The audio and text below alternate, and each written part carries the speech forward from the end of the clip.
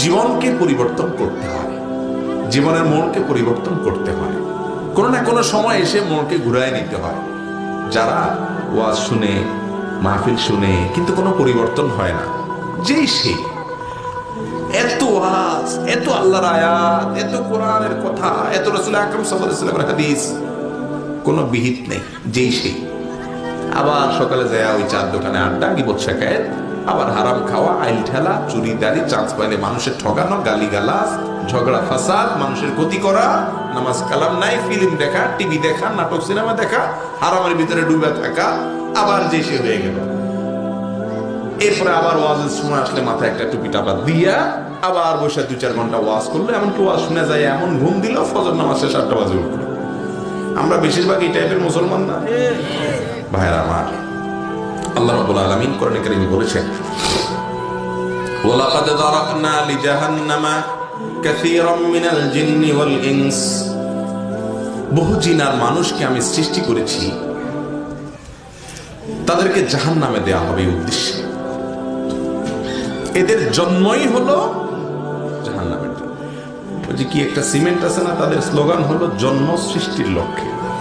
আর এই কপাল পড়া মানুষ এবং জিনের জন্ম জাহান্নামের লক্ষ্যে। কারা তারা?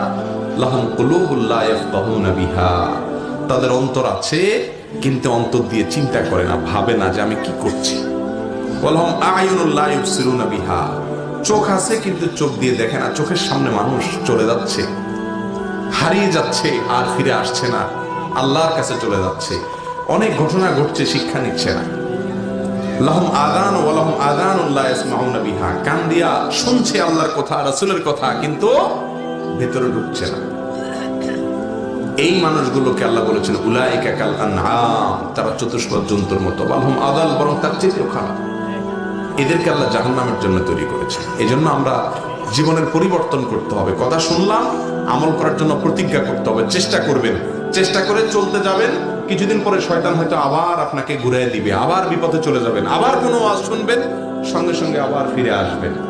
এভাবে কুস্তি চলবে শয়তানের সাথে। আরে ये कुश्ती तो है उम्र भर की, कभी वो दबा दबा ले, कभी तो दबा ले। শয়তানের সাথে লড়াই চলতে থাকবে, কিন্তু আমার চেষ্টা থাকবে আমি জান্নাতে যাবো ইনশাআল্লাহ। চেষ্টা করবেন তো ইনশাআল্লাহ? অতএব আজকে নিয়ত করে নেই, এমন কোন মানুষ যদি থাকেন এই মজলিসে, নামাজে গাফলতি ছিল, 3 ওয়াক্ত পড়তেন, 1 ওয়াক্ত পড়তেন না, 4 ওয়াক্ত পড়তেন, ফজর পড়তেন না, বা গাফলতি ছিল, তারা তওবা করেছেন, মালিকের সাথে কথা বলে হালখাতা করেছেন, আল্লাহ আমি ভুল পথ থেকে সরে আসলাম, এরকম নিয়ত করেছেন কোন মানুষ, তাহলে একটা হাত তুলে দেখান।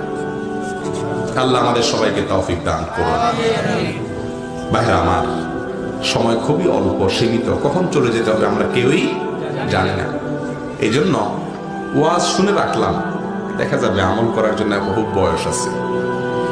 এই কথা আপনাদের কানে কানে এখন এই মাহফিলে বহু শয়তান ঢুকে গেছে, ইবলিস ঢুকে ঢুকে আপনাদেরকে এখন ফুসলাচ্ছে ভেতরে ভেতরে, যুবকদেরকে বিশেষ করে।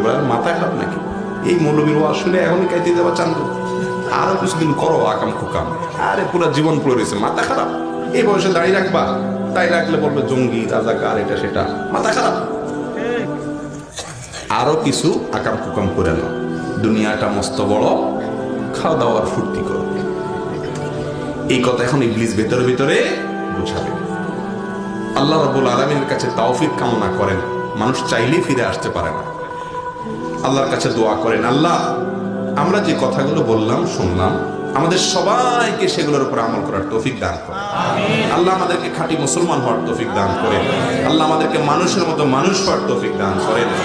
আল্লাহ আমাদের দ্বারা যেন কারোর কোনো ক্ষতি না হয়, আমরা যেন মানুষের উপকারে থাকতে পারি, সেই তৌফিক দান করেন। আল্লাহ আমরা যারা নামাজের ত্রুটি আছে, গাফলতি আছে, মালিক আপনি সাহায্য করেন, শয়তানের বিরুদ্ধে আপনি আমাদেরকে জিতায় দেন, আমরা যেন নামাজি হতে পারি। আমাদের মা বোনদেরকে আল্লাহ পর্দা মুশিদার সাথে চলার তৌফিক দান করেন। আমাদের চক্ষুগুলোকে আল্লাহ তাআলা হেফাজত করার তৌফিক দান করেন। আমাদের এই সমাজকে আপনি সুখী, সমৃদ্ধ, শান্তিপূর্ণ, আল্লাহর অনুগত বান্দাদের, প্রিয় বান্দাদের অভয়ারণ্য এবং চারণভূমি হিসাবে গড়ে তোলার তৌফিক দান করেন। জাযাকুমুল্লাহু খায়রা ওয়া আখিরু দাওয়ানা আলহামদুলিল্লাহি রাব্বিল আলামিন।